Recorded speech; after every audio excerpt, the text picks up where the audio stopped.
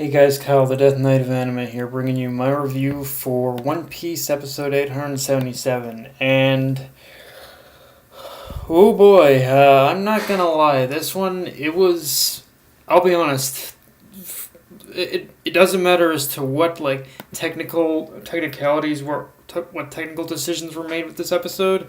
This was probably one of the more emotional One Piece episodes I've seen in a while. Just everything about this episode it brought back it really brought a lot of those emotions as to why I love One Piece so much. Just in this one episode, everything about this episode brought so much emotion forth for me. So first off, just backtracking a bit, first off, with this officially being the last episode of the Whole Cake Island arc, I thought I'd kind of give a bit of a brief overview of what I thought about this adaptation of the arc, because with this particular arc in the anime, the really funny thing for me about the anime's adaptation of this arc for me is that yes, the pacing was definitely slowed down, as is the case with the majority of the One Piece anime now, at least nowadays. But unlike something like in the Dressrosa arc, where every wrong decision was made in order to pad out the story, I feel that looking at this arc objectively looking at this arc as a whole and how Toei handled it, I feel that I feel that pretty much Toei, that they pretty much took they learned from every single mistake that they made with the Dressrosa arc in terms of padding it out, and they basically made every single and they took the knowledge of the mistakes they made, and they fixed a lot of those problems they made with Dressrosa in Whole Cake Island. Because whereas with Dressrosa, Toei just made every single wrong decision in order to pad out the story. I feel Toei that Toei pretty much went the opposite route, or almost opposite route, and took a couple of more creative chances with this arc to where even when there was a slow episode and the padding was clearly showing, every single episode of this arc in its own way was still entertaining to watch. And I hope Toei does at least continue to do it this way, or something similar to the way they handle this arc going forward. Because this was, as far as an episode that needed to be padded out. This was definitely one of the more entertaining arcs, I'd say, in which they accomplished, but pretty much both padding and being entertaining at the same time. So yeah, I hope Toei pretty much takes all the lessons that they learned of padding out in this arc and applies it to pretty much other arcs as well, because as long as the manga runs, it is going to be inevitably that the anime is going to be padded out. So if you're going to do it, then you might as well do it right. And I hope they continue to pretty much take the lessons as to what they did here in the future too. And One Piece. Yeah. Isn't it, like I said before, this was one of the most emotionally driven episodes I've seen in a while.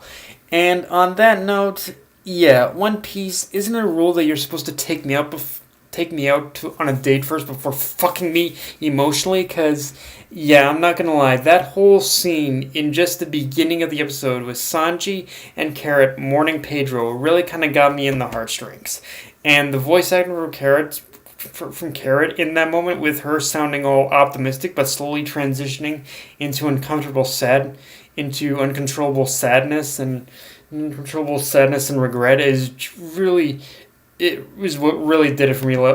Carrot just pretty much trying to remain strong in that moment was just heartbreaking as fuck. Like you could just feel every bit of sadness that pretty much Carrot was going through, and the voice actor did just a phenomenal job with that. I got to give the voice actor of Carrot props for that. Like holy crap, I don't get.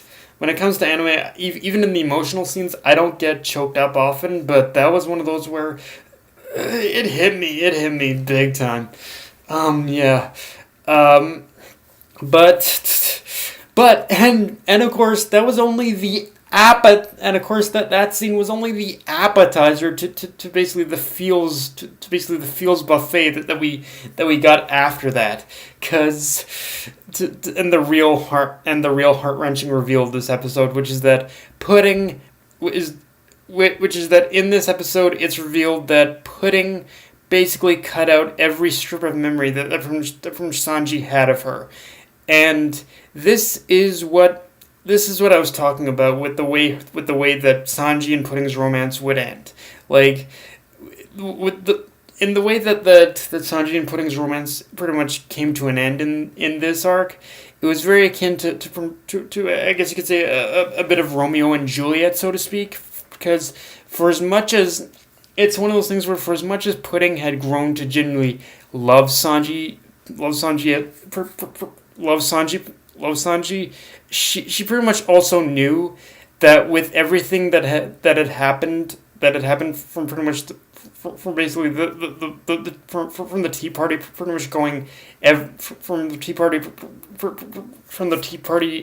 Tea Party chaos to everything after that. Pretty much Pudding knew at that point that there was no way any kind of relationship between her and Sanji would be able to survive after that happened, and it's and what's even more important, I think, to take away from pretty much from what Pudding was feeling in this episode, from Pudding's sadness in this episode, is that pretty much as abusive as Big Mom was to her, this whole experience which basically with Sanji, which includes even Sanji loving and accepting Pudding for who she is despite her third eye. I do believe that what Sanji contributed to Pudding's development, it not only made her realize that despite the abuse she suffered despite the abuse she suffered, there was, I think what Sanji made Pudding realize more than anything else is that there was and is a part of her that still loves her family as a whole, or just can't bring herself to abandon them despite everything, which is I think another reason as to why Pudding pretty much chose to stay behind and not go with Sanji. But even if we don't like that Pudding decided to stay behind in order to stay with her family, it's still one of those where you still can't blame her for pretty much thinking of what she thinks is the best way in order to protect what she sees as the only man that she ever loved. So yeah, it's really heartbreaking. It was really heartbreaking, but it's so genuine of what Pudding was feeling. Of what Pudding was feeling, and yeah, she pretty much, and like I said, she might have chosen to stay behind in the end. But I think one of the most important lessons that Sanji did teach her is to basically love herself from who she is, and doesn't matter what people say. And I think that is another reason as to why she chose to stay with her family as well. Part of her does still love her family as a whole. She pretty much wants to. She pretty much has accepted who she is, and that has also made her realize how much she does genuinely love her family despite all the abuse, I think. Also, the feels train, it just didn't stop in this episode. That freaking last scene of Zeff and Sanji pretty much serving up the exact same meal was just perfect. and I loved it just as much in the manga. But in both cases, it just fully reinforces that and showcases that throughout this whole ordeal, during the whole Cake Island arc, Sanji never lost his principles, the things he learned from Zeff, or anything that makes him who he is. He kept those with him, and he's willing to take them to the grave as well. Yeah, it's like, son, I don't know what more to say beyond that.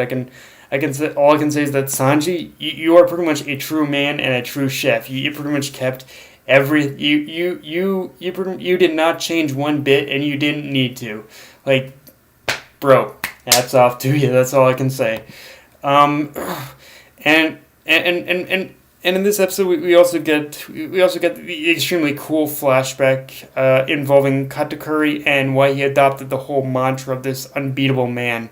And I'll be honest, when I first read this flashback in the manga, I did feel Oda acted almost too little, too late in trying to get us to sympathize with the Big Mom Pirates as this family unit that cared for each other. But somehow the anime they made me believe it a little more, specifically definitely Brule and Katakuri's bond for sure.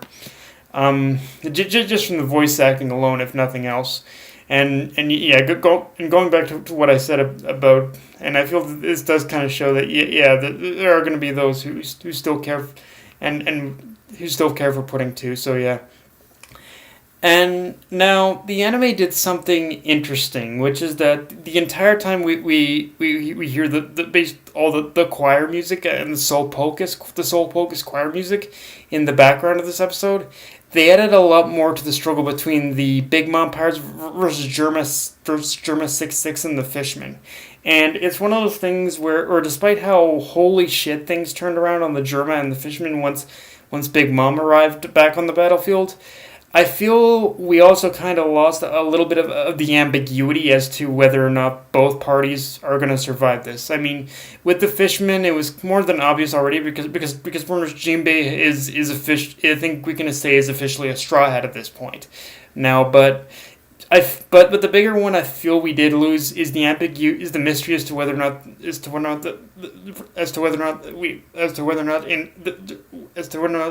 of the Germa are going to survive this. I mean, I guess we could kind of fathom that they would return in the manga, but I feel the manga definitely did a lot more in terms of leaving the mystery of whether or not the Prince Germa survived, but.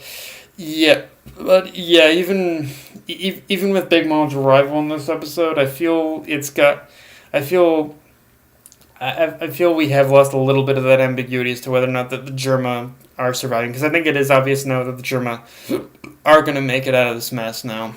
But yeah, guys, that's my review. If you enjoyed the video, like, comment, subscribe. Follow me on Twitter, Facebook, Canadian List, or Crunchyroll. Death Knight of Anime, signing off.